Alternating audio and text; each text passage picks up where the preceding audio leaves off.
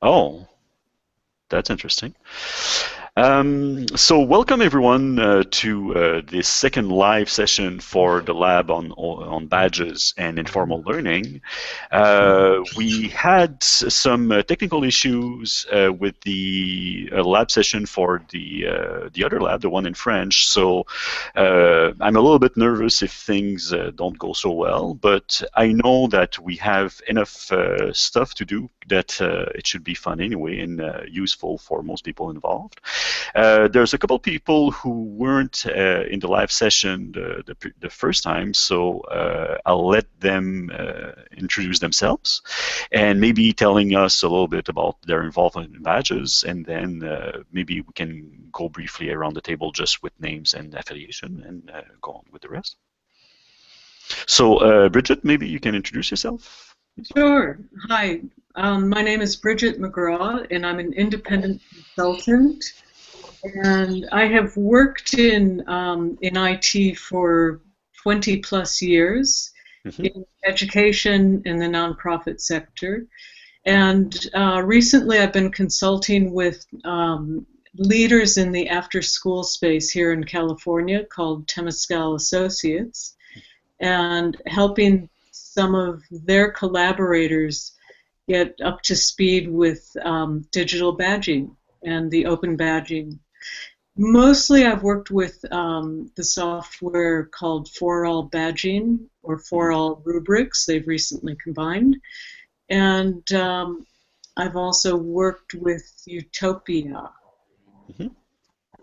Cool. Erin?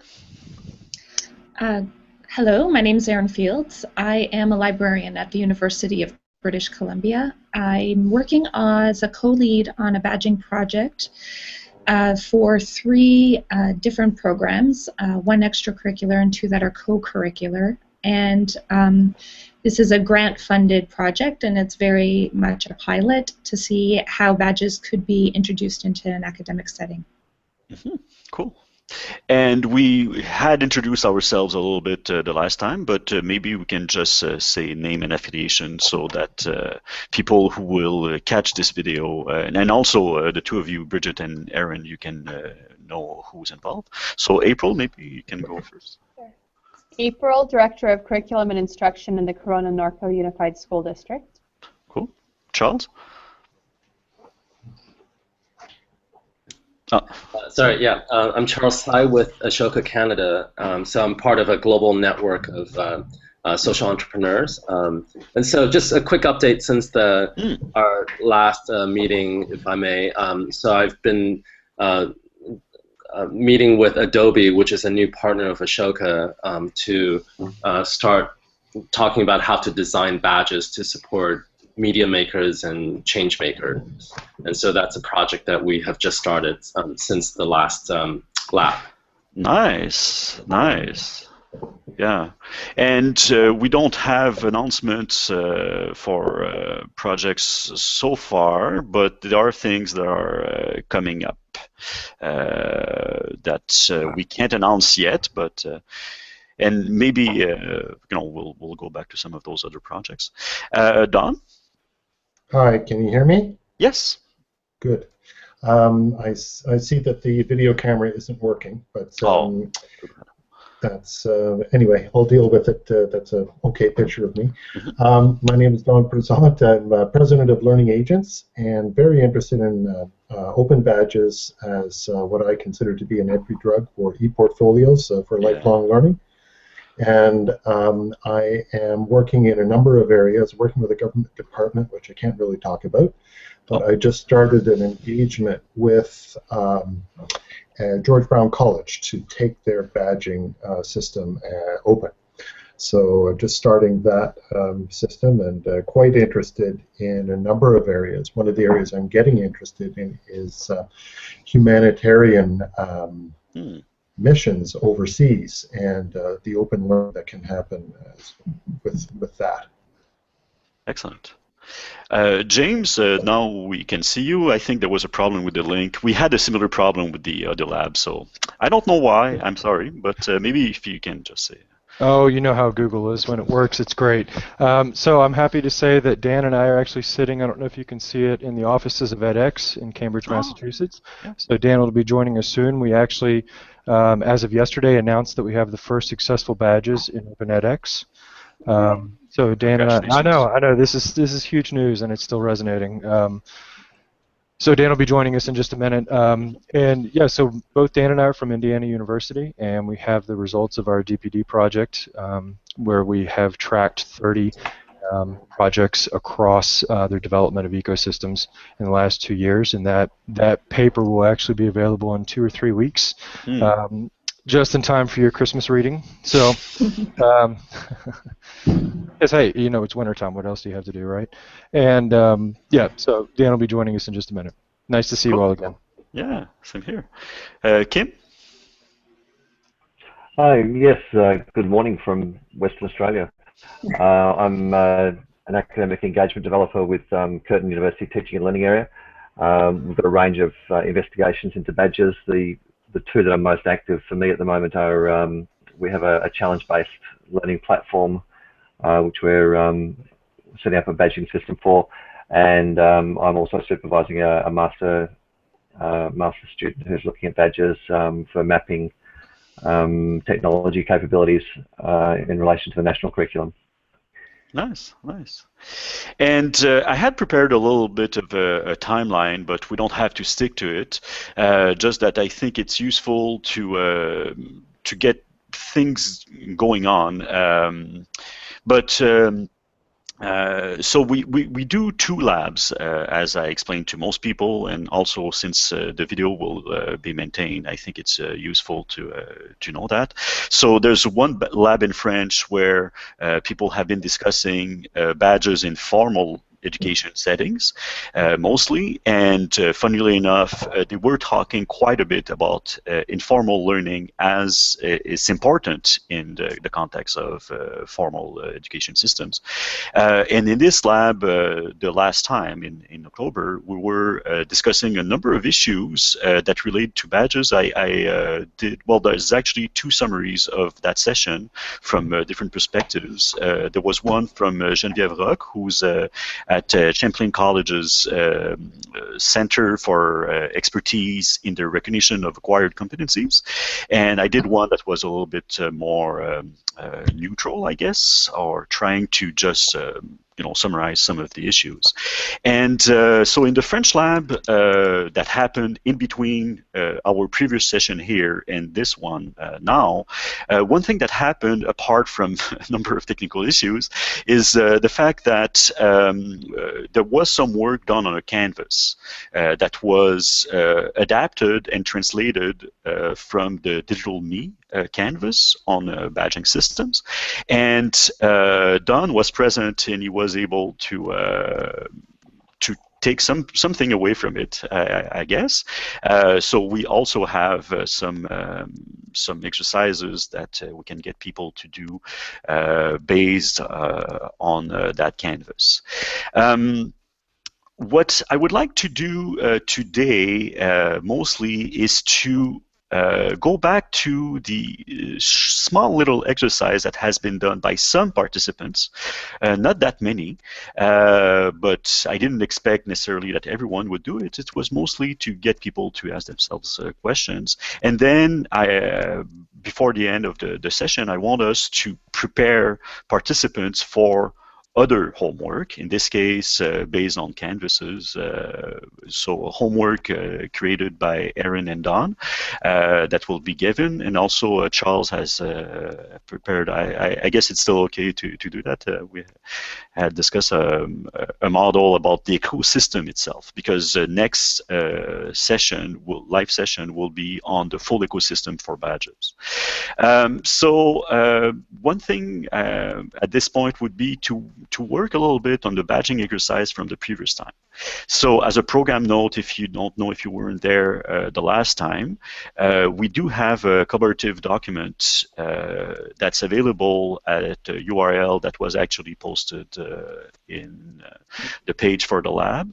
I hadn't checked in the past few minutes, but there were a few people who weren't there.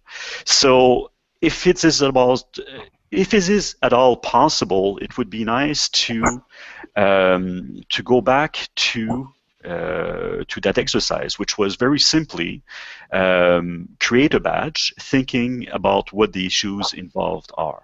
So the way to do that for the participants, if possible, would be to write it in that document, in that collaborative document. So I'll create a section here, badge creation exercise. And if it is possible, for some participants to just write up something if they noticed anything while doing a badge. I know it's very simple, but I think it could be useful. Sorry, Alex, I'm not sure where you are on the document. So it's after host. Okay. I see at least one person. Oh, there we are, up at the top. Ish. Okay. Yeah, I can put it in the table of content, which is generated automatically.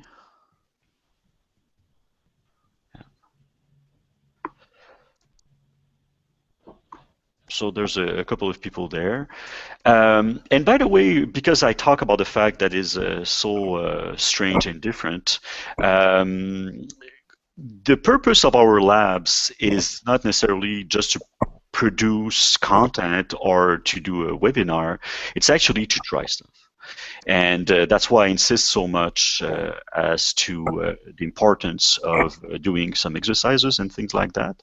So that's why I insist about that, but it includes all the technical issues that we've been facing because people have been thinking about alternatives to Adobe Connect or other video conference systems that have been used in this field, and it's been interesting to see what was possible to do in such a context. And while people are hopefully, like Charles is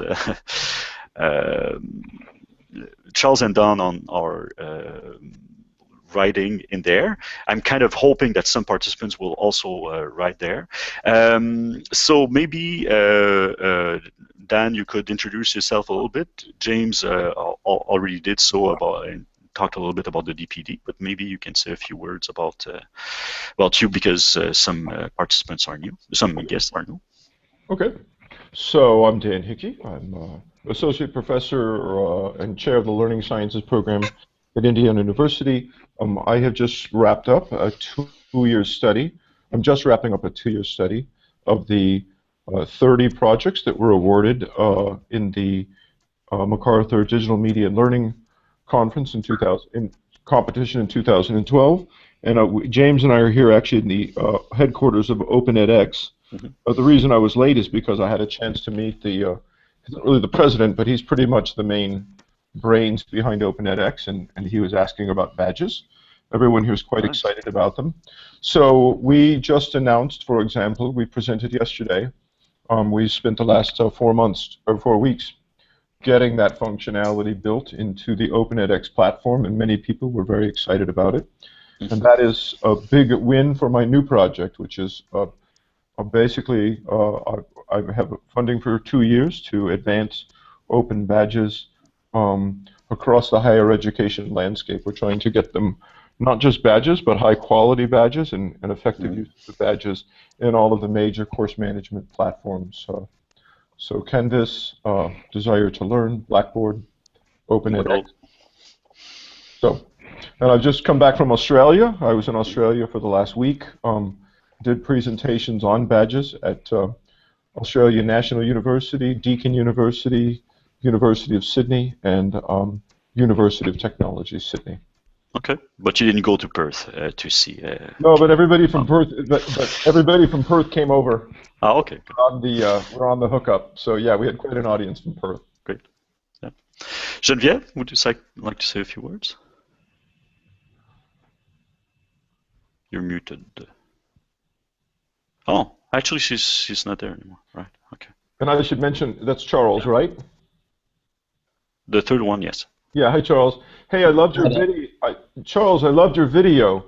I finished my talk with, I said, there's lots of great insights out there, and here's this video from Charles and Pete Janzow. And in fact, I will tell you, you got a big win at Australia National University, which is the most prestigious university in Australia. They reacted pretty strongly to the word badges, just as you had mentioned. So I showed them your video and said, call them micro-credentials. And it actually went over very good. So I didn't even know that video was out, but that's great. Yeah, my crawler turned it up like the day before, and I immediately added it to my slide and said, what you should know is that, there's these working groups, but there's just a lot of stuff out there. Go look for it. There's a lot of good advice, and here's one example of something I just found yesterday. So. I think the term that I actually like the most, although I haven't heard other people use it, is open credentials. And just to really emphasize the open nature, characteristics of these, open badges, so that we don't just create, badges within closed ecosystems, but really think about how to generate ones that can travel across platforms. But I don't know if other people would agree with me. You're certainly preaching to the choir here. All right. And I think we can go back to the exercise a little bit. And there's reactions from 3 people, but I think it can get us started a little bit. The exercise was very simple. There were 3 platforms, systems, services, whatever you call them, where participants were encouraged to go and to create a badge. The idea there was to notice what's involved when we create a badge, just the badge itself. And I think it was obvious from the start, but to get the idea that when you create a badge, you need to think about the purposes. So reading from the document so that it's documented here, the idea from Brenda that basically the platforms themselves do a lot to modify your experience of the badge creation process, but then already that you need to think about certain things already. To get started to document before building the badge is actually the purpose of having the canvas we'll talk about in just a few minutes. So there's something about that I think is pretty strong to at least document at this point in time, to say that the exercise was really fake. In a realistic situation, you really need to think about, to document the whole process before you start badging. Otherwise, the process is fraught with so many dangers, and the notion that is being put out also by Charles is that maybe you can talk about that, about the guidance a little bit. Yeah, sure. So with all the partners that I've been talking to about badges, I think there's a bit of a learning curve before they feel comfortable to design a badge and issue a badge, and I think these platforms, I think pretty much assume that you already know what you're doing and why you're creating badges, and but I think I often point people to Credly and other platforms as well, but they haven't necessarily gone through the thinking of why are we creating this badge, and maybe even helping the badge earners understand what's the value of this badge and why should I earn it, So I don't know whether as we create badges, there can be prompts or questions or fields that really dig into the value, the meaning of a badge. I don't know. Yeah, I'm just thinking through whether, because I tried Utopia and it's very much just very mechanical, and it doesn't really make you think at all about what kind of badges to create and how to link them, etc.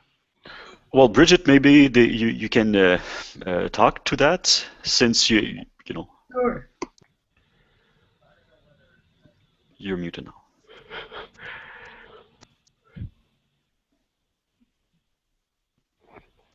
There we go. Okay. Yes, I found that oral rubrics was, it really pushed me when I was helping to create badges to think about the rubrics, the criteria, and the evidence. And I think the flow of the setting up of badges is great from a pedagogical point of view. That's really interesting because I always skipped over. So we have used 4L badges on several occasions. They were incredibly helpful, especially because they have a mobile phone app. So when we did our hackathon, Toby came down to Bloomington for the hackathon to help us out.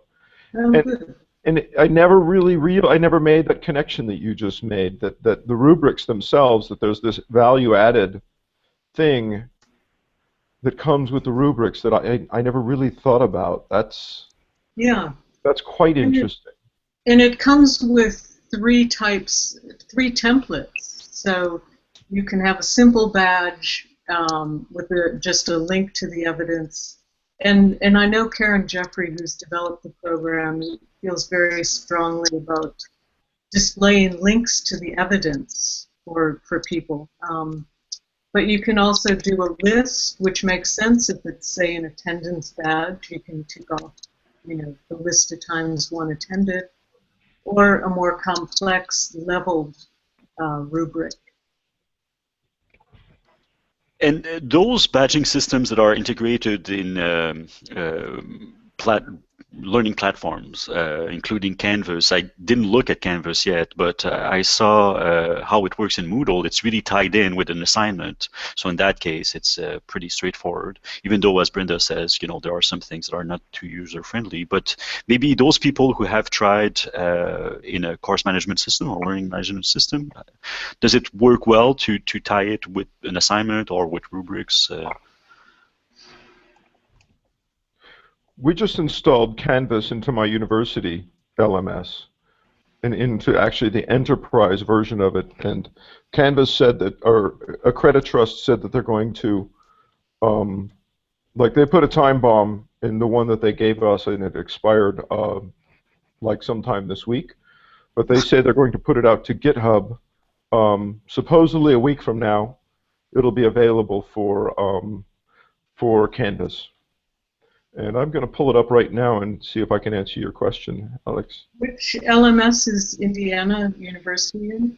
Canvas. We have abandoned Sakai. Oh, Chuck will be disappointed. Yes, I hear he was, but yeah, but it doesn't mean he has to erase that tattoo from his arm. No. I just saw his new tattoo. I didn't see. I only learned today that he added Coursera. Just for the benefit of people who don't know Chuck, and including myself, what's the tattoo, I think? I went to IU, so I don't know. I mean, because Dan is speaking in the context of MOOCs. I mean, right now you are at edX, did you say? Yes. At the headquarters of edX.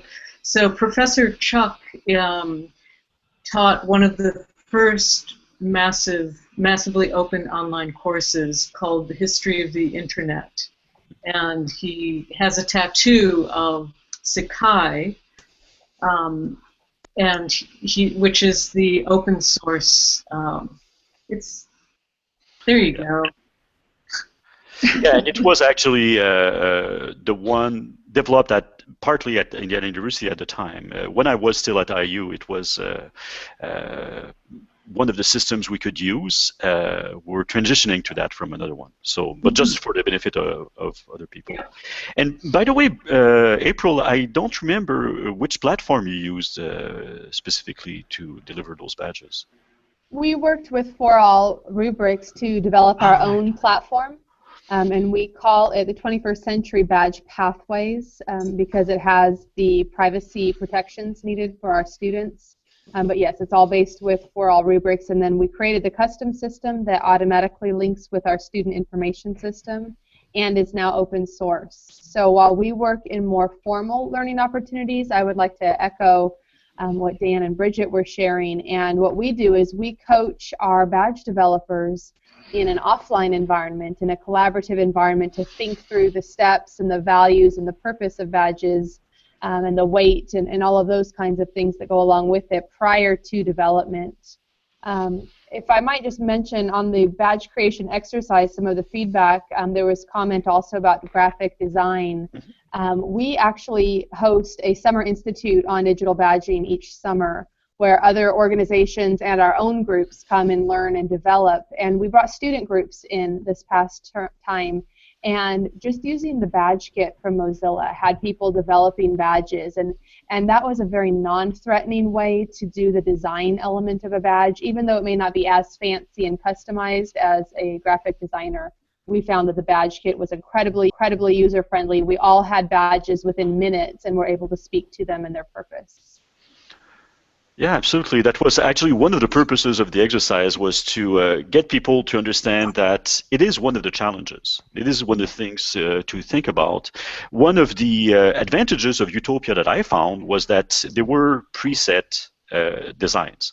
So just that, to use the badge just like that as a starter, I thought was pretty useful. But of course, you know, it was kind of closed in terms of what type of badge you wanted to create.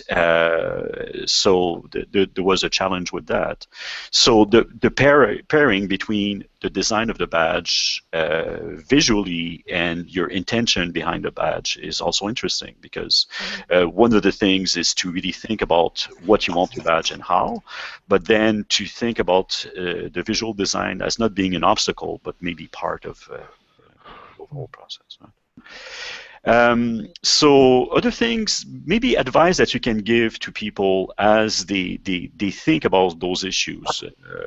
Let's say for the visual design, it might be a little bit simpler to think about using badge kit at first, and then maybe later on looking at hiring a designer or something like that. But how important it is to have a badge that's visually appealing.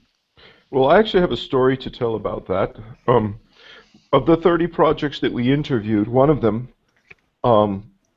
they had spent an enormous amount of time struggling over the design of their badge, and nothing else. And they didn't even dig into badges enough to realize that the designs that they were talking about couldn't possibly be represented on the badge because of the limits on the number of pixels, which led to one of my first principles, which is, and I got off the phone and said, that badge will never be issued. That project is not going to get off the ground, and it never did, because I just knew they were worrying about everything.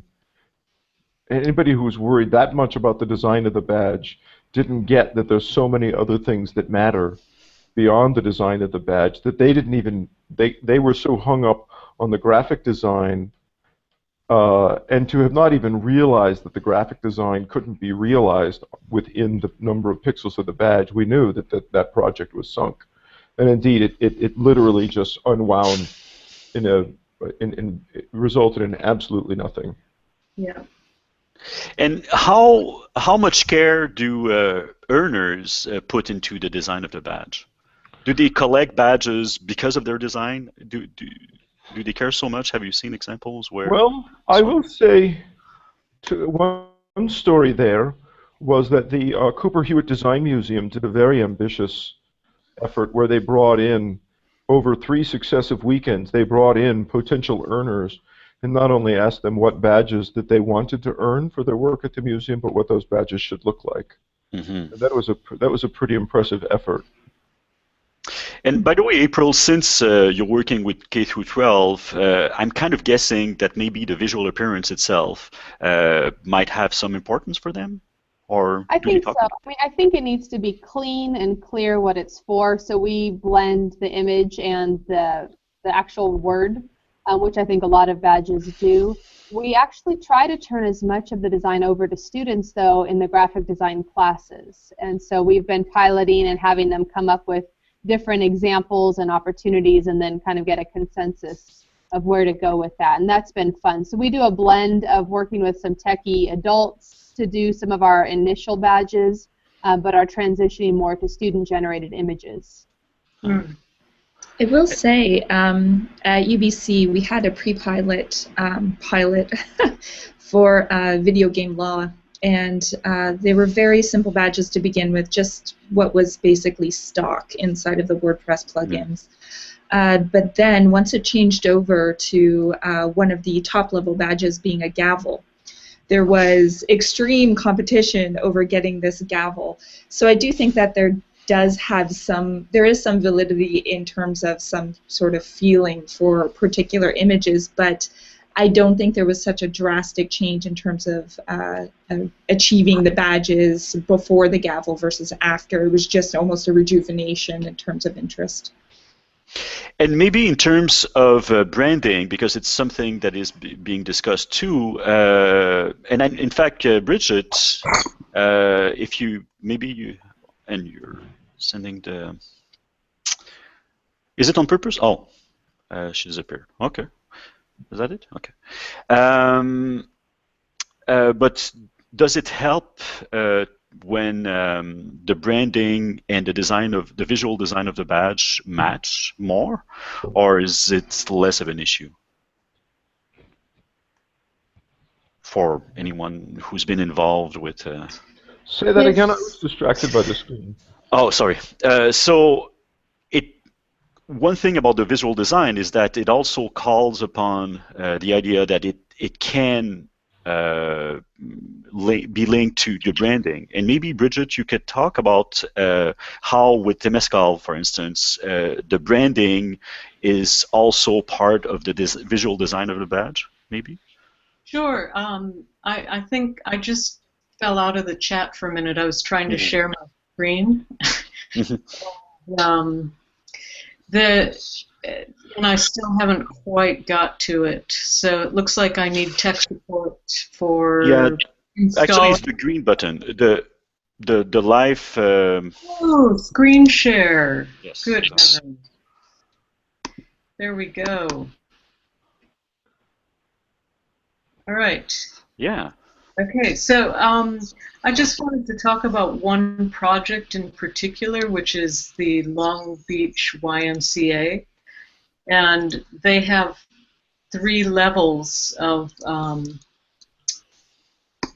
3 different groups of participants. So they have alumni and alumni from just the summer. And they've color-coded them and created really simple graphics representing the badge itself. So oral presentations, digital arts, and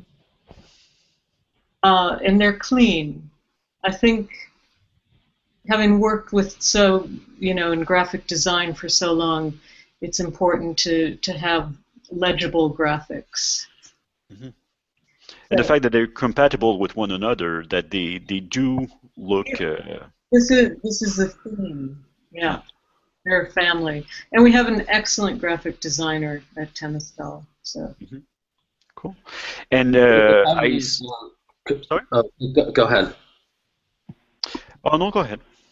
No, if I may offer an alternate view, which may not be popular among issuers, and I know it won't be, but what I've been encouraging people to think about is, to follow the lead of Boy Scouts and DIY.org and really try to view these badges as works of art and not when we see them and their badges, they have no words on them, no branding on them, and that's what we've done with our badges as well. Like we've actually contracted an artist to design our badge, and we haven't put the Ashoka logo or tree or something. It doesn't mean that we can't, in a subtle way, signal that this is coming from Ashoka. But so far we haven't tried to put our name on it. I mean, on various platforms, the name of the badge will show up anyway below the badge, so that the name and what it is will be there. So it's more the visual sort of metaphor that we really care about. And I wonder, as we try to really market this new technology, do we want to veer more towards beautiful design that can really intrigue and captivate people to sell this new tool? I think what I find less inspiring is to open up a portfolio and just see a whole bunch of corporate logos, which I know is one of the main reasons why people are earning those badges, is to get the institutional stamp. So I know that I think most people may want the institutional stamp, may want the branding, but we've tried to encourage people to go the other way. I could give some perspective around that at UBC with all of the focus groups, workshops that we've been holding with our student body.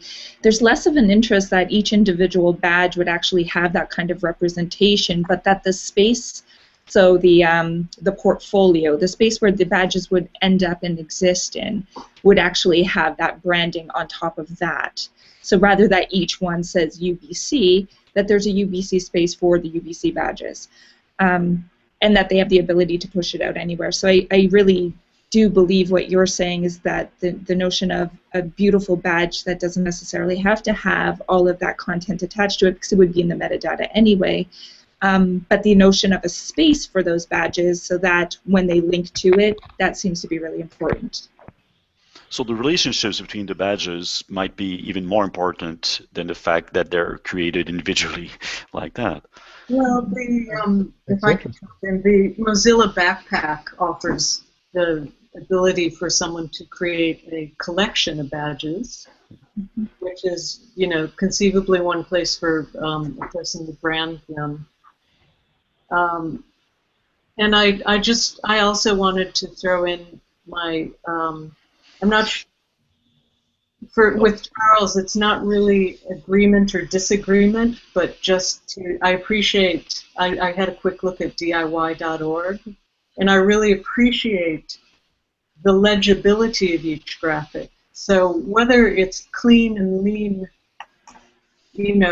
graphics, or a splashy fish that says, I'm an angler, what's important is that the badge itself is legible for what it is that a person has earned it. Kim, you were sharing your screen, and it's not displayed in big if you don't talk. Yeah, hi. We are working on a challenge platform, so we're using a challenge-based learning approach to take students through some extracurricular activities. These are the two badges that we've got for the two current programs that we're offering, and these are built up. I might just be able to show how they build up. Is we track various stages of completion through these sort of little modules. So each module of activity has a completion graph. Once the whole series of these is completed, then they map to these complete badges, which have got all the metadata and everything attached to them. But what we actually found was that going for a simple uniformity of shape and using the font and the basic little this little elements here, where it's got the name of the badge, self-leadership and careers eliminate, which are in the standard university font and in the same sort of style of presentation as the rest of marketing uses. But we found that marketing sort of got their back up about how this was going to fit in with the broader university marketing scheme. So we've had that sort of discussion, but ultimately they sent it back to us because they found it too hard. Nice. They sent it back because they found it too hard? Well, marketing basically asked us to work it out ourselves and then sort of to offer up some suggestions, because they, again, with that similar sort of thing of the relatively small size of the graphic and being able to squeeze in all the information that they wanted initially, the idea of metadata didn't really seem to get through in the initial discussions. That's interesting. Yeah, they don't teach them about metadata in marketing school. We all should have YouTube, that would. a full training, not only on metadata, but also on linked data, on open data. On actually, we've been exploring some issues about data at Vitrine technologie-éducation. So that's interesting too. But maybe it's also a nice segue into talking a little bit about pathways. And maybe Don, you can talk a little bit about this because you had put it in the document that we'll look at later. But maybe to introduce the topic. Sure. I'll just talk about the document first, and just say that it's a kludge of about 4 different documents that began with the Digital Me Canvas, the JISC toolkit, the spreadsheet that Mozilla then Badge Alliance has, basically the checklist, etc. And then Serge Ravet has come up with a French badge canvas that he introduced to the French series last week, and he was talking about things like quality there, so I thought that was good to fold in. So the badge pathways was a part that I guess I stuck in that wasn't in those documents, and it riffs off of what Carla Casilli was talking about some months ago, where you basically, where does this badge that you're designing fit? Is it part of a linear sequence? Is it something that's going to be one, say you get 5 of these 8 badges and they're going to fit into a larger badge, or let me just see here the list. But or is it something a little more complex where you want to basically set things up so they can self-direct themselves through with a pathway. So in other words, individual badges, leveled badges, linear with milestones, so you got to get 1, 2, 3, 4, or clustered if you get these badges, and then the idea of and this isn't well expressed right now, but the idea of building your own path and affordances to help you do that, which I guess are still evolving. And by the way, just so it's clear, are you able to share your screen to show it? Maybe. Let me do that. So try that. Gives me a choice. Does it work? Can you see that? Yes, but it's not the right screen. Not the right screen. So I need it up top here. Well, or what we see. Overlaid. Yes. So if it's another window or something. I don't know. I'm picking the screen share on the left, and I picked that screen share, and that certainly is. I see that it overlays my still image. Yeah. But how to bring that up, I don't know. Okay. Well, at any rate, it's included in the collaborative document at this point. So the link there. But where did you get it from? This model of pathways? Well, the pathways. Carla wrote some blog posts about it, and I've got a link to that there. And then there was the Gates-funded Discover Open Badges, where they're talking about essentially badges on a pegboard, and it's a route. So in other words, you get hired for your employability skills, and you start building up your expertise. And I have an example from somebody who's a warehouse distribution manager. And then I just made up the ones that are the individual badges, the level badges, and things like that. Okay, interesting. And for the benefit of participants who don't know Carla Casilli, she's well known in the badging community, but I don't assume that everyone knows her name. And so she's written up quite a bit about badges, and there are several links that we've been sharing that came from her or people who work with her. Maybe I can share my own screen and see how that works. It's always fun to try things like this. Yeah, and then I can show this one. You should be able to see those images, right? Yeah, there we go. Yeah. Okay.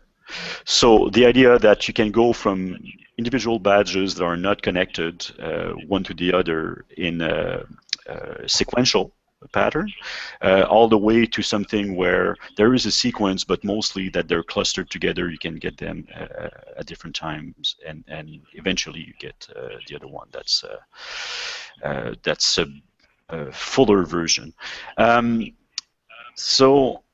And in fact, at Cégep à Distance, since our main constituency is Quebec Cégep system, they use something that was a little bit closer to the clustered with milestone or something. Well, actually, it's mostly linear.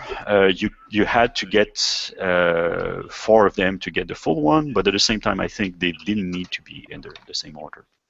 And I think it might also be a good segue into talking more about diverse experiences, concrete experiences that people have had.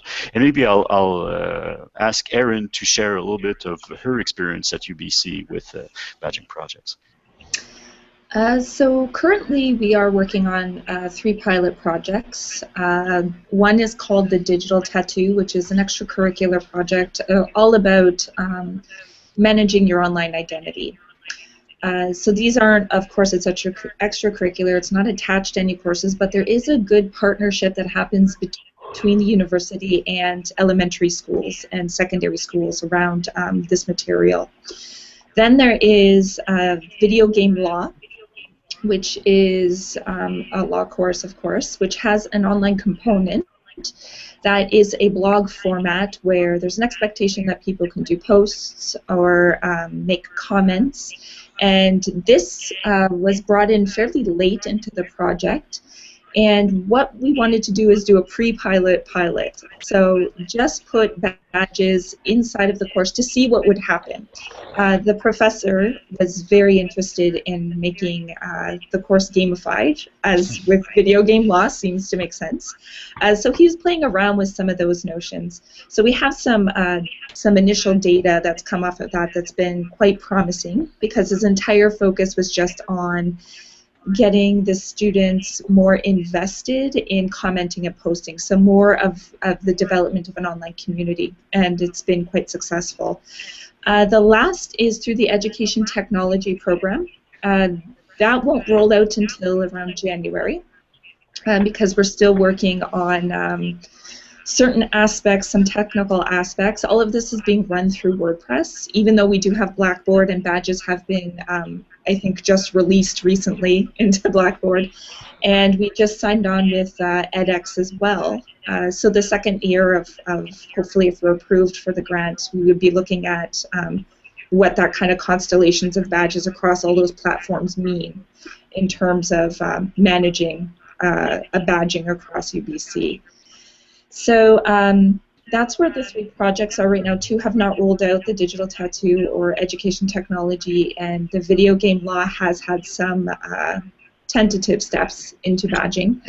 I'm not sure if you want me to go into any more depth than that, if other people have. Well, especially if you can talk a little bit about the obstacles, because, you know, to be realistic, it's not just about talking how badges are great. It's also to help people to understand that, you know, there are some obstacles. Yes. Oh, go ahead. I'm really curious about when you said WordPress, if you're using Credly, because some people talk about that as an alternative for displaying badges, because we think that Mozilla Badge Backpack is the only open badging place to display.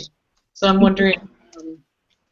Well, what we're using is the add-ons that are available for WordPress to deliver badges, and our expectation would be then to push the badging out to the Mozilla Backpack. The technology around that push out has not happened yet. We're still developing that, and have just hired a programmer to work on those issues. Primarily the issue is the data that is attached to the awarding of the badge has to be situated in a space. So we're building something called a learning locker for that exact purpose, so then the API out to the Mozilla Backpack could actually link in. It's all in JSON. Sorry? It's all in JSON, JSON, right? Like the baking Yes, that's where we're stuck at this point. It's the trickiest thing, and yet it is so fundamental to digital badges, and hopefully it'll become a bit more transparent. But if it's so transparent, will badges have value, and if anyone can create them? And that's a major concern that we're constantly faced with here, because there's obviously the level of just getting the technology ready and piloting to see what will happen in an educational pedagogical sense of badging. But there's also the very political nature of the badges in the institution as to value, security, but also on top of that, that if there's a lot of projects that are interested at UBC in badging, but how to maintain the question of value across these projects to ensure that they've thought of their courses in a very minute way, that they're just not implementing badges on top of something that's already been created, but really pulling it apart and looking at it to leverage the badges to make value in adding that to your course.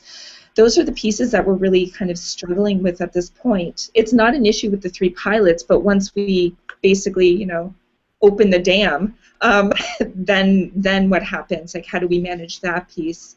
So part of the interest is for the second year is to really look at the tools needed for faculty and staff interested in badging to ensure that they're implementing badges in a considered way. And part of that we're thinking about is kind of creating almost like a meta badging situation where people have to go through almost like a course-like situation, like these conversations, before badging occurs inside of their programs. So there's those issues as well. So Aaron, I'd love to chime in here and say that it seems to me that one of the things you can do is to find a way to sort of capture the key decision points.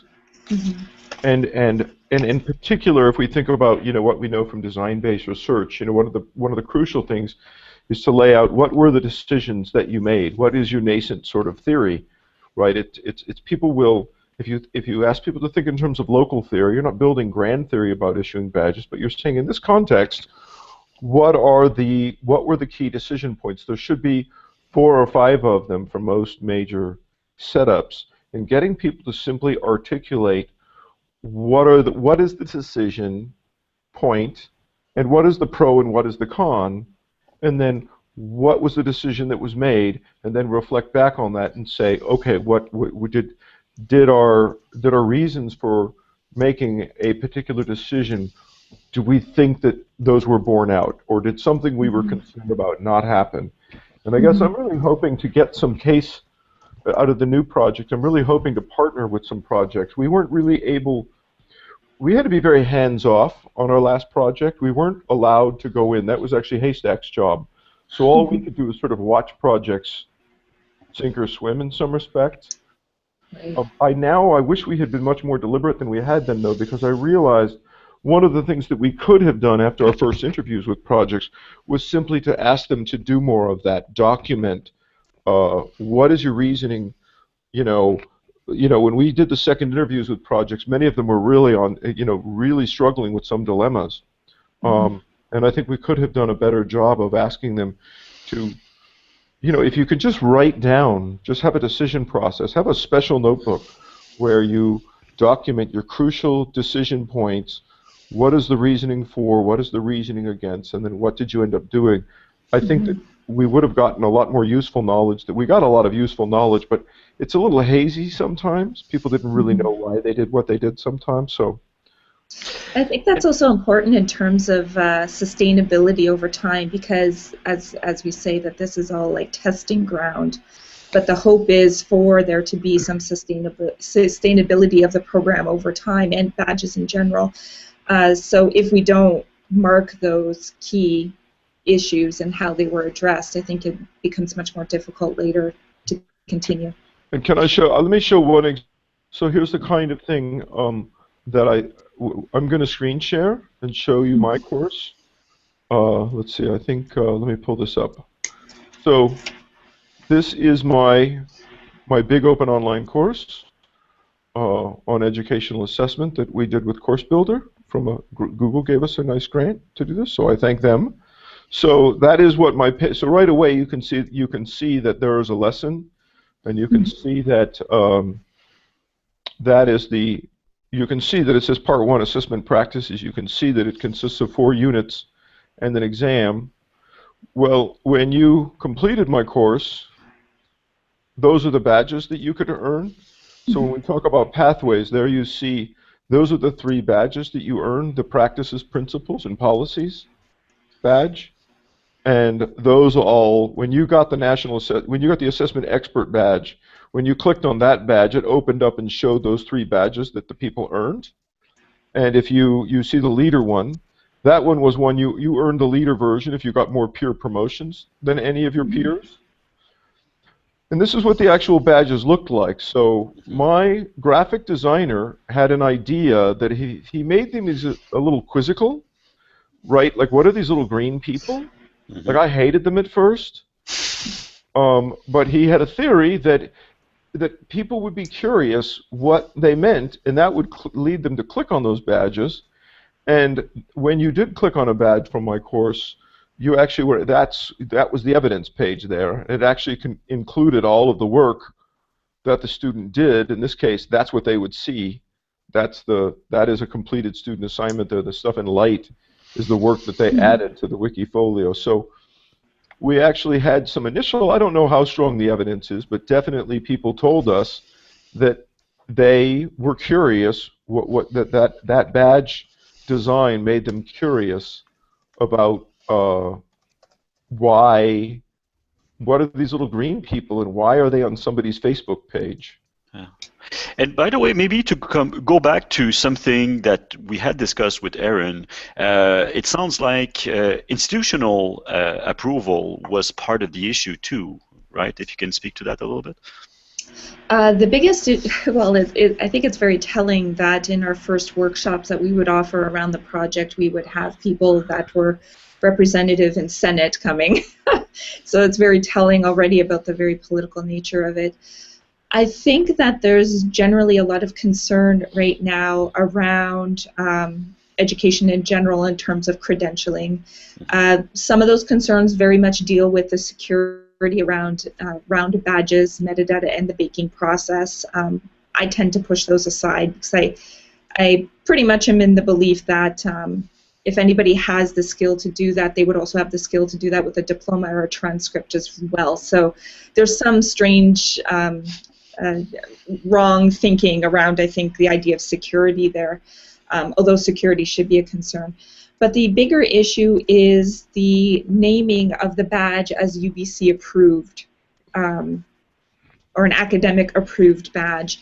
And the questions become, well, who is making those approvals? What credentials does that person have to then sums up and state that that is UBC stamped approval? So there's a lot of issues around that comes up that makes it very difficult to sort of transition this into other spaces, because currently, although this could be co-curricular in a course, it could be extracurricular, and it could sit on a website or in somebody's backpack, the ability to then maybe place that content onto a transcript is much more interesting, I think, than just simply on a space online. That question comes up, and if that is something that wants to be pursued, you do have to go through the proper channels of Senate, etc. And right now, that is not something that I think is on people's radar in terms of interest to move forward outside of the project. But I think, Bridget, you have an interesting experience to share, especially with contexts where prestige is differently involved. Which, you mean the one in Kenya? Yeah. Yeah, that's an exciting project. And I have a collaborator in New Jersey now, which is great. I'm going to find a document and share. What I'm doing is looking with the Trust for Indigenous Culture and Health, which is, their website is so busy and noisy. It's it's very typically Kenyan, which is exciting. Anyway, what I'm doing, I've collaborated with them in the past, and they built a traditional medicinal garden in the National Museum of Kenya. And one of the initial intentions of this garden is to get the thousands of school children to start contributing recipes that their elders are using to stay healthy with indigenous plants, because a lot of that knowledge is going almost gone. And what I'm setting up is it'll be, I think, web-based, although it would be nice, I might even start with like a suggestion box, because some of the visitors are so low-tech in the Nairobi, at the Nairobi Museum, and have them just write down a recipe. And if they want to earn a badge, they can earn a badge for submitting X number of recipes. So this is early stages of development, and we'll be looking for funding. And I'm working with a professor of multimedia in New Jersey, and he's having some of his students create the website and learn how to collaborate overseas with people overseas. So that's coming up. And does the issue of stamp of approval come up in the same way, especially with the museum involved? Yeah, I'm going to Kenya. I'm actually flying in about 6 hours. I'll be there for a month, and I'll discuss with the director of TICA how she would like to set up a system to test the recipes before somebody earns a badge, you know. And there are ethical considerations, and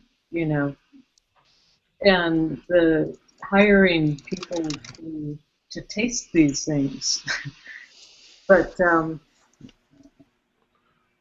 yeah, and the disclaimers of publishing them.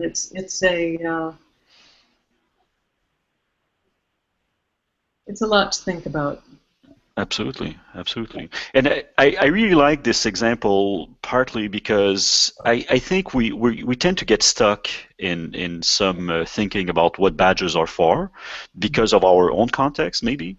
Maybe not, but I think in terms of the participants, it's useful to think about a very different and diverse contexts to think about that.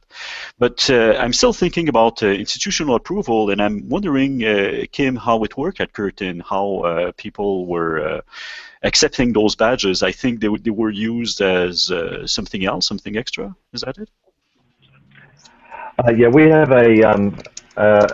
a Curtin Extra certificate, which is an acknowledgement of any sort of extracurricular or certain approved extracurricular programs that we have. I'll just pop I'll just do a sharing here. So we have the Curtin Extra certificate, and there's a series of approved programs. Now the third and fourth items on that list show Curtin Leadership Centre, the self-leadership and team leadership. The self-leadership is is one of the challenge platforms activities that we have, and that results in this self-leadership badge here. Now, this whole program of activity was developed out of our leadership centre in conjunction with the John Curtin Leadership Academy, and it went through sort of all sorts of levels of university approval to make sure that everyone was on board with how it was being used. And it eventually got approval? Was it hard? Was it? Not especially. I think we had the advantage of knowing more about how they were going to be used than most of the people we were asking for approval from. So we were often able to make quite a strong case that other people found difficult to extend or to challenge too much. Yeah.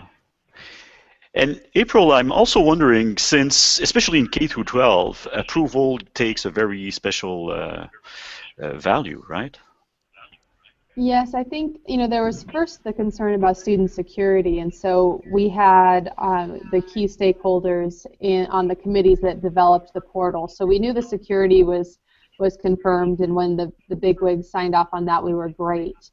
But I think the individual badges is very unique, and we had to have quite a few philosophical conversations as far as an organization, what do we want to put our credentials behind in issuing badges, and set that threshold for proficiency and advanced, and not, there were some, dealing with K-12, we got a lot of different philosophies, and there were some that initially wanted everybody to get a badge, and it just feel good kind of a thing, and so we had to talk through the different purposes and really get that nailed down before we ever went to creating badges. And so we did set that bar fairly high: proficiency, advanced, college, and career readiness. Now that we have that threshold, we just keep referring everything back to that. Is it a proficient and advanced level that we're looking for? Is this advancing that? And so, of course, this is more in the formal structure, although we are now issuing badges for a lot more of the soft skills, things that are not in the formalized transcript, grades, report cards, all of that. But it's still going to that support of academic behaviors and attendance and student and design extracurricular activities and clubs and leadership. All of those are now being issued as well. But we still come back to that because then teachers want to do badges in their classroom. And so what we've had to do is make a distinction between what we're considering our formal environment and platform, and we're considering that school and district level badges that we're issuing on a school and district level. And anything else, we're actually designing a separate platform that won't be issued by our school district with our school district name. So that's where the student-created badges will go, and classroom-based badges and all of that. So we felt the need to differentiate, much like Tim and others were talking about. We were able to get those first through just fine. But now, if we open the door wide, and I mean, they're talking about in a keyboarding class maybe having different skill levels and increments and pieces like that. Well, that isn't the purpose and the focus of our district level system. So we will be using probably for all rubrics is what it looks like for those classroom level and student created badges. And it does touch on ethics, and James, I think you can speak to that a little bit. Yeah, so one of my entry points into educational technology has been through machine ethics in general, and I've published on some of this in the learning analytics frame. So coming at badges, I'm instantly interested in it. A lot of times when people hear ethics, they think of particular issues, where to an ethicist ears, they hear, well, everything is ethical. There is an ethical dimension to everything. And I think in terms of being able to help others achieve educational attainment that otherwise may not have those opportunities, that is a deeply ethical concern. But I think, too, that much of the technological innovation that I've seen tends to operate on a utilitarian framework where it's the best fit for the most involved, when in fact I would actually argue that that's fairly nihilistic in terms of being able to develop technologies, because money tends to be sometimes the ends to the means. What I like about badges is that I don't see that nihilistic turn. In fact, I think it's far more it's more open, it's more transparent, it's very clear. When you are able to show evidence of what you're talking about, that is, at least in my mind, a very pertinent ethical issue, because there's nothing hidden. It's all open. Absolutely. And an issue that came up a few times, and we did talk about it in the first live session, was the co-curricular development. And the link there is in terms of getting people on board. It sounds like possibly that might be a good way to do it. So Don, maybe you can say a few words about that, about how co-curricular development can help. You're muted, though. There you go. Can you hear me now? Yeah. Good. And you can see me. Yeah. Yeah. I was very disappointed because I had the monitor set up with the badging thing, and then of course the learning agents branding. co-curricular record is something that I was presenting about in London this summer, basically asking why is all this effort going into creating another piece of paper that employers don't want to look at. So, and I think the main reason is that it started with microsites that relate to student associations and student organizations, and it's a nice add-on to what they already have. So most of what they're doing is managing student membership, managing student activities, events, and e-commerce, etc. So they can now track student activity in these activities. So it could be student association, it could be the Chinese club, whatever, and service hours, track service hours, and then generate essentially a transcript of their service hours and supposedly some reflections about what it means, although that ends up being very trivial. And it's a Senate-approved signed piece of paper that has no grade validity. That's one thing most universities insist on.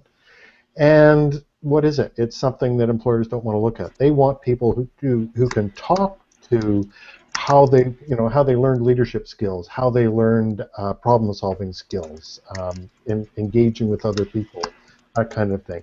And if they want to prep by looking over their student activities, then that's great for employers. But they certainly don't want that. So my presentation had more to do with, could e-portfolios and to some extent digital badges be conversation starters for this kind of thing, and be implicit stories and embedded stories that can be aligned for particular purposes. So tell me a time when you had to get along with somebody that you didn't like.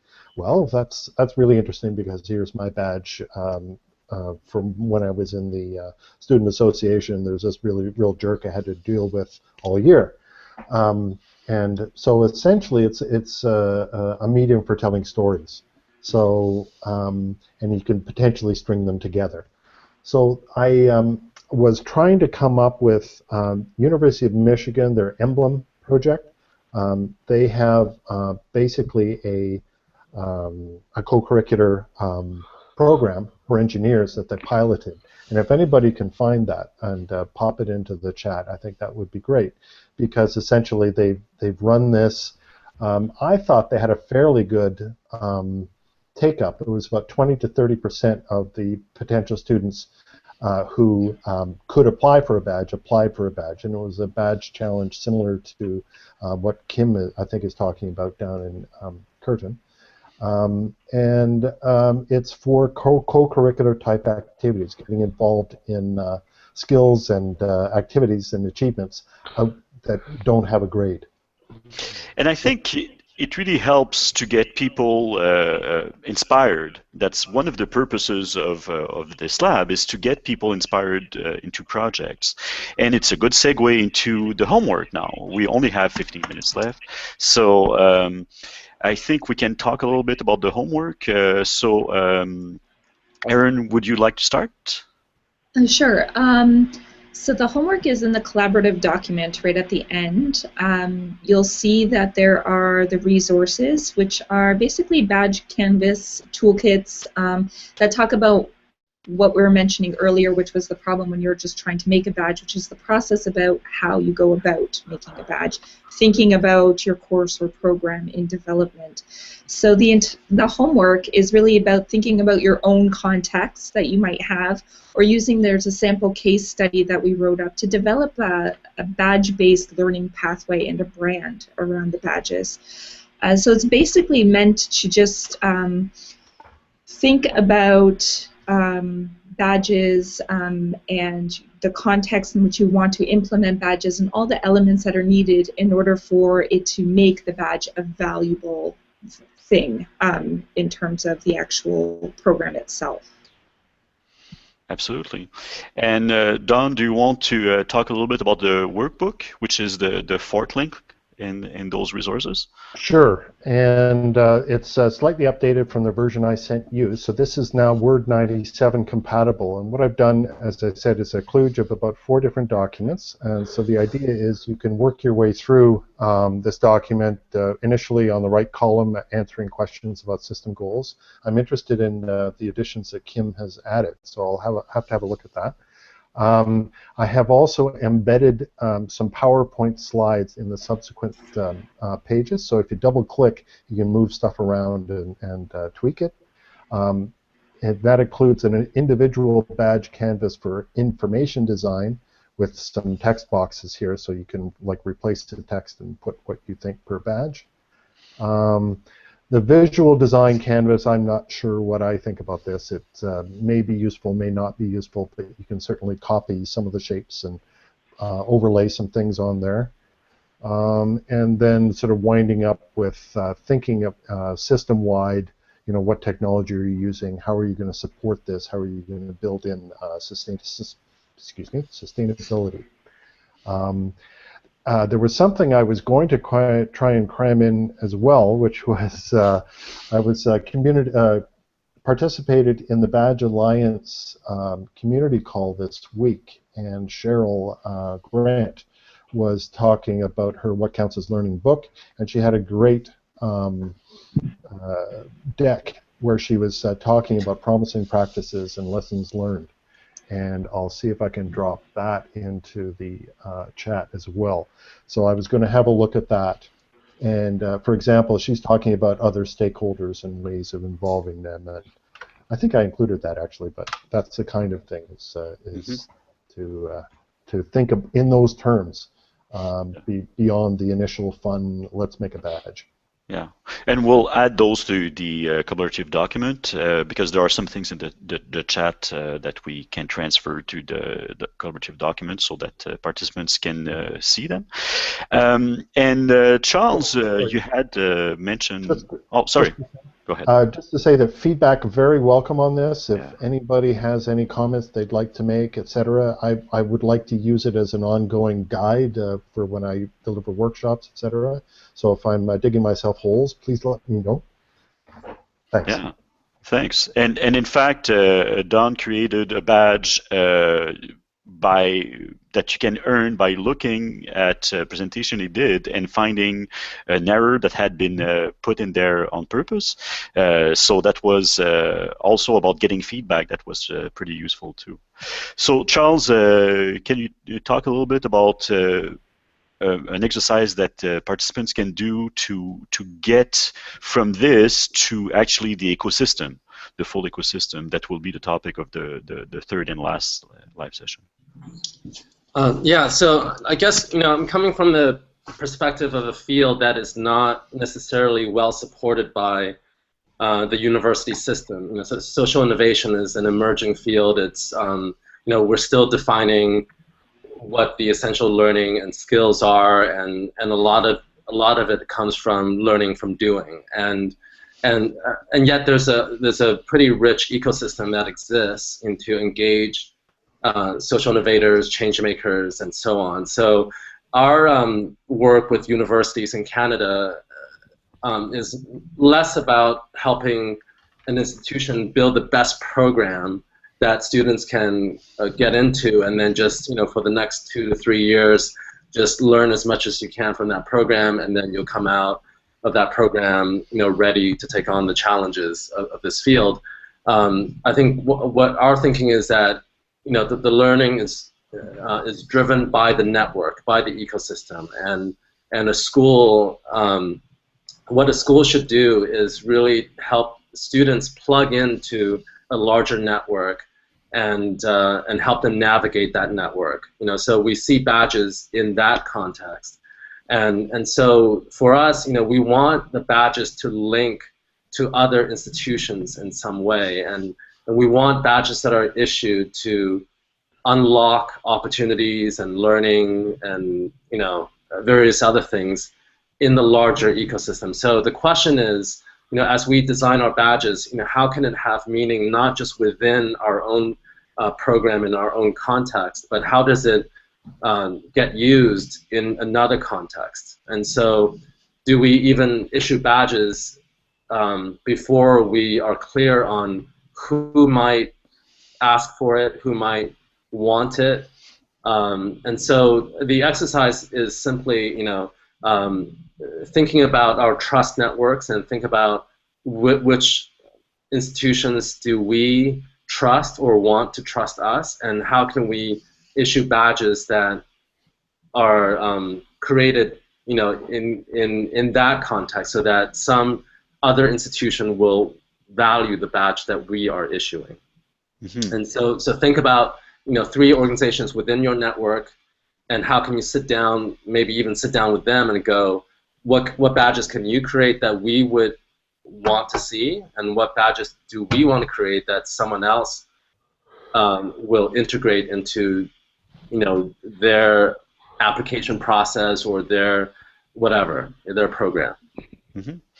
And in fact, it goes back to 2 very important things that were talked about in the first live session. One is the common currency. That was a central theme, right? That it's one thing to have a badge internally for all sorts of purposes, including in universities and so on, or a business itself, that you badge your employees, and there's the issue of motivation. But once it's a common currency that different universities or different employers can use to recognize something similar, like it's harmonized somehow.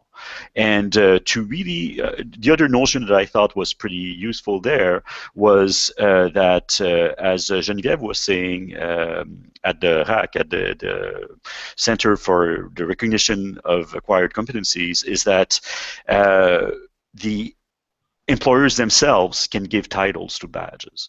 And it's a simple concept, but I think as part of the design of a whole badging system, we might tend to forget that. So the Canvas exercise, the workbook, but also to have something. And obviously, it's very informal. It won't be graded.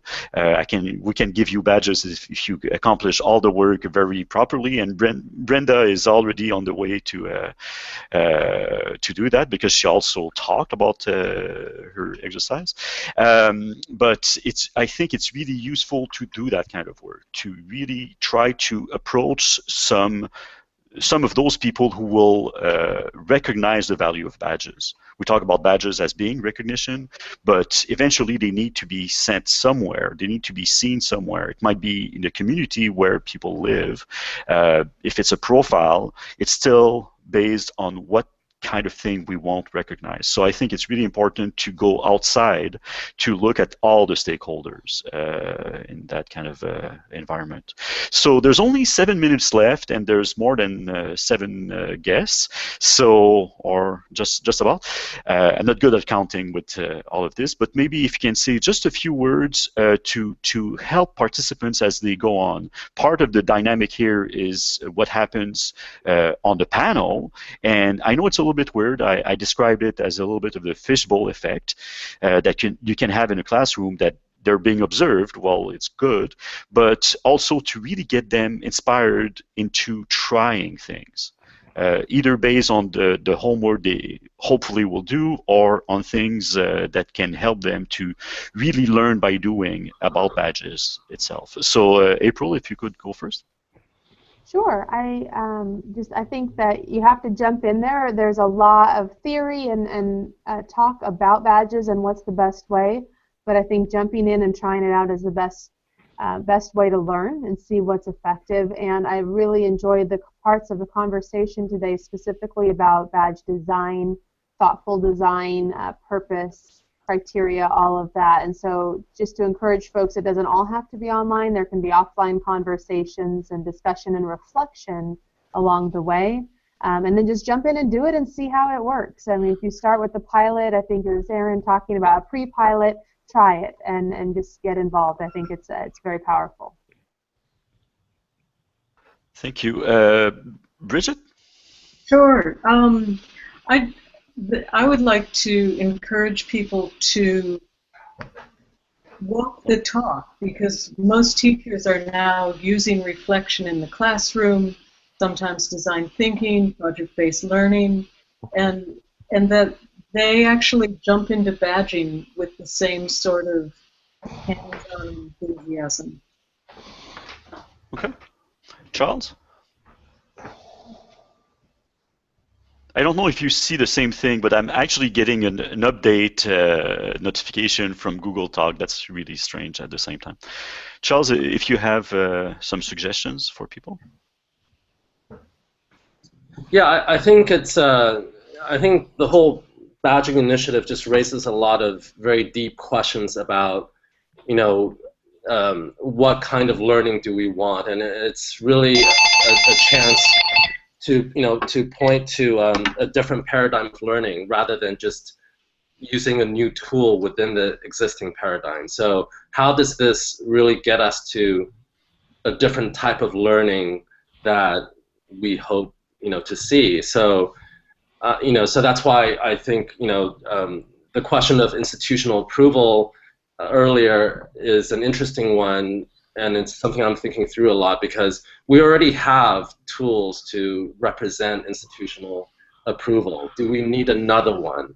Or do badges allow us to point to other types of value, in the learning process? So, so just really thinking about the deeper question of what do we want learning to look like and what do we want it to be used for, and then connecting badging to those deeper questions all the time. Thank you. Kim, could you say a few words of advice? Similarly, I think like a lot of technologies and a lot of approaches, as they start to emerge, there's the initial impact of what they're for and how they're useful, and then as people become more familiar with them, the more innovative applications start to emerge. And I think that's where we're interested in, is seeing how we can take badges as a dimension of, particularly of challenge-based learning, which is something that interests us at the moment.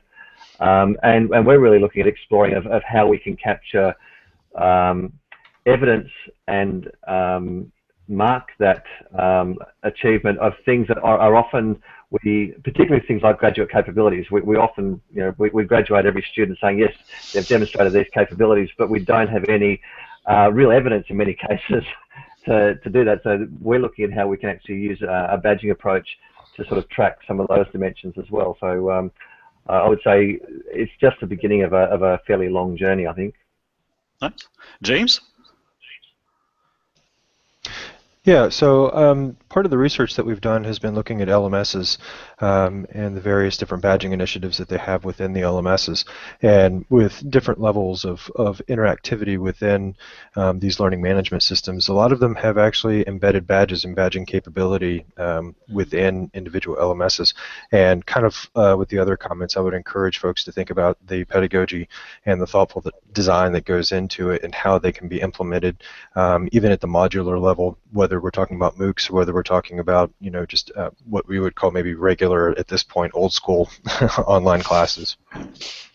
Aaron? Oh, you're muted. There we go. I would say that taking the opportunities with the enthusiastic partners is really important, because right now there's not enough, I think, enough data or information that supports moving forward on larger scales in some ways. So taking the information that you're getting in the data and the successes and some of the failures that are happening with those initial enthusiasts and using that as case studies to further the growth of a badging community is really important. And at least that's been the success that we've had so far with our own program. So that would be my advice. Thank you. Don? I would like to pick up on what Charles was talking about and yourself, Alex, just thinking about what's the ultimate value of the badge, who will value it and why. And I think employers need to be brought into the process a lot earlier. And I think employers are starting to step up and say, okay, we're not happy with the way it's happening, and we're going to turn it around 180 degrees. An example of that is Manufacturing Institute, who has basically put up a set of competencies in a curriculum and actually accredits colleges and universities to match themselves against it. Another example that I just saw yesterday was the U.S. Chamber of Commerce has come up with a talent pipeline idea to say that you need to set up what you want and get people to try and align themselves with that. And I think badges, you could drive a truck, a badge truck through this U.S. Chamber of Commerce document as I look at it. And I think that's the thing, is to give them a chance to say, here's what we value, and if you can do that, you get up on our list. And I'll leave you with a final example, which is I was talking with a fellow who does talent management for IBM Worldwide out of UK, and they have an issue saying, well, IBM's not as cool a place to work at as Google, but actually it is. We do a lot of interesting things. And what they're starting to develop is badge challenges for their talent pipeline, to say that if you can do this badge challenge, we're going to take a lot more interest in you, and possibly you're going to take more interest in us because you see the kind of work we do and the kinds of problems that we're solving. So I'll leave you with that. Thanks. And we're actually past the time, so Dan, just a few words? Okay, real quickly, I'll just throw in to build on Charles's point, though. So there are new kinds of learnings. Many of us are very interested in these new kinds of learning. So I want to sort of add in to Don's point that in addition to those kinds of criteria, though, we should be asking ourselves, what is the impact of the badge on the discourses of the student? In particular, are students engaging in productive ways in actually sort of the discourses of the professions or of the disciplinary specialty that we have in mind? Is it causing them to sort of, walk the walk and talk the talk of the communities of practice that we're looking to enculturate them into more than they would be if they didn't have the badges? It's a nice way to think about the value of the badges for learners. Over. Yeah. Yeah, thank you very much. So we're done. 2 minutes late. Sorry about that. The last live session will be on December 11th, so the third and last, about ecosystems. And I thank you very much for having joined us, and I'll see you then, I hope. Thank you. Okay. Thank you.